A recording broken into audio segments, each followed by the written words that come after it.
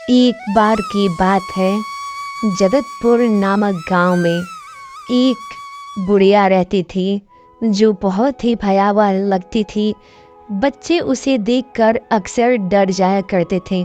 गांव में बीच में एक पेड़ हुआ करता था जहां वह बुढ़िया बैठकर आने जाने वाले सभी बच्चों को वह बुरी नज़र से देखती थी, जिसकी वजह से गांव के लोग उस पर शक किया करते थे और इस वजह से गांव के लोग उसके विषय में कहते थे कि अरे भाई, अपने गांव से दिन प्रतिदिन एक एक बच्चे करके गायब होते जा रहे हैं। मुझे तो यह काम उस बुढ़िया का लगता है जो गांव में उस पेड़ के बीचों बीच बैठ कर आने जाने वाले बच्चों को निहारती रहती है।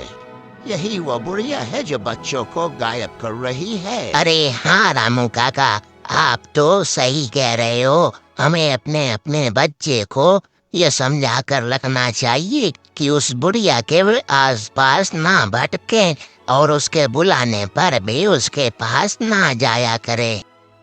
गांव के बच्चे अक्सर खेलते रहते थे, लेकिन जब भी वे उस बुढ़िया का नाम सुनते उनके मन में एक अजीब सा डर भर जाया करता था। बुजुर्गों ने बच्चों को यह चेतावनी दे रखी थी कि कभी भी वे रात के अंधेरे में उस बुढ़िया के सामने न जाएं, क्योंकि वह बुढ़िया एक जादूगरनी थी और शाम के समय वह जंगलों में गुफा की तरफ जाती हुई अक्सर देखी जाती थी। वह उस गुफा में जाकर जादू, तंत्र मंत्र, टोना जैसी क्रियाएं करती थी।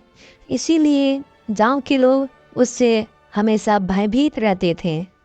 उस बुढ़िया के पास हजारों ऐसी जादुई शक्तियाँ थीं जिससे वह पल भर में कभी भी किसी को मात दे सकती थी। उसी गांव में विवेक नाम का एक लड़का रहता था जो बहुत ही जिज्ञासु और साहसी था, लेकिन उसकी माँ उसे हमेशा उस बुढ़िया के बारे में चेतावनी देती कि सुन विवेक, तू उस बुढ़िया के पास मत जाया कर। वह बुढ़िया बहुत ही खतरनाक है। वह गांव के बच्चों को मार दिया करती है। उससे दूर रहा करो। लेकिन विवेक को ये सब चीजें बकवास लगती थी। एक दिन जब वह कमरे में बैठा हुआ था, तब उसने यह तय किया कि वह बुढ़िया के पास जाएगा और यह पता लगाएगा कि वह बुढ़िया आखिर बच्चों को क्यों मारती है। यह बात उसने अपने मित्रों से भी कही, लेकिन उसके मित्रों ने वहां जाने से मना कर दिया। और फिर एक रात विवेक बिना किसी को बताए अपने कमरे से निकल देता है और रात्रि को सुनसान गलियों से होते हुए वह बुढ़िया के घर की तरफ रवाना होता है। उसके मन में एक अजीब सा भय था, लेकिन वह इस पहेली को सुलझाना चाहता था। जैसे ही वह बुढ़िया के घर के सामने पहुंचा, वैसे ही वह बुढ़िया उसका वहां पर इंतजार कर रही होती है और कहती है, आओ, मैं तुम्हारा ही इंतजार कर रही थी। बुढ़िया रामू को अपने घर के अंदर ले जाती है।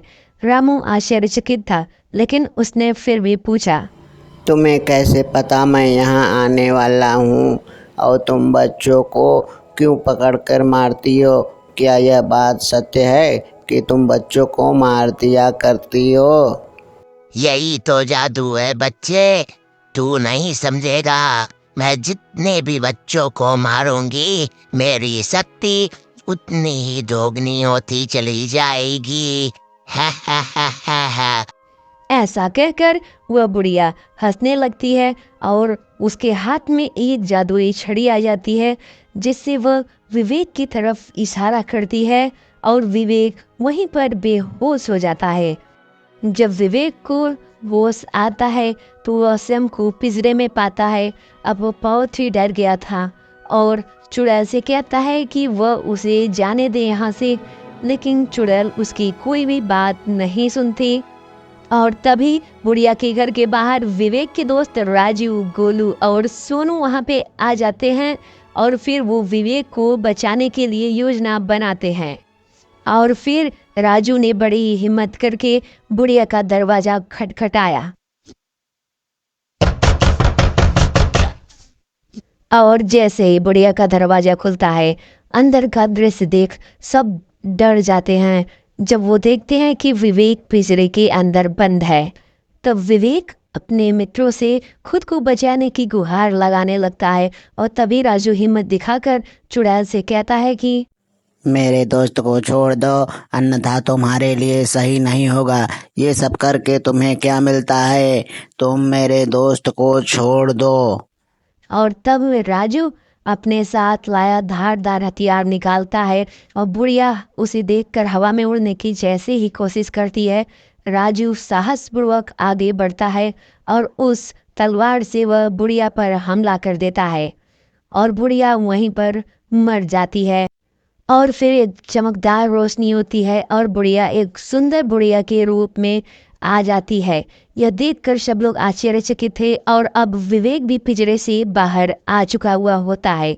यह सब देखकर सभी लोग बहुत खुश होते हैं और फिर बुढ़िया कहती है कि तुम लोगों के कारण मैं आज श्राप मुक्त हो पाई हूँ बेटा।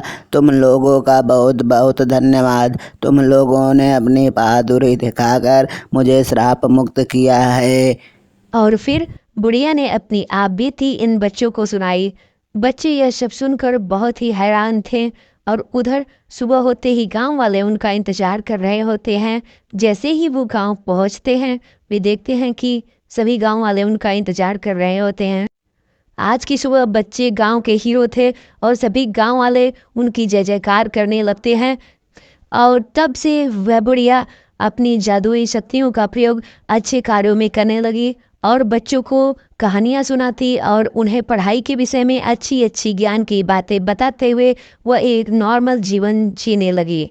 गांव के सभी लोग हंसी खुशी अपना जीवन यापन करने लगे और अब बच्चे देर शाम तक भी खेलते हुए दिखते थे।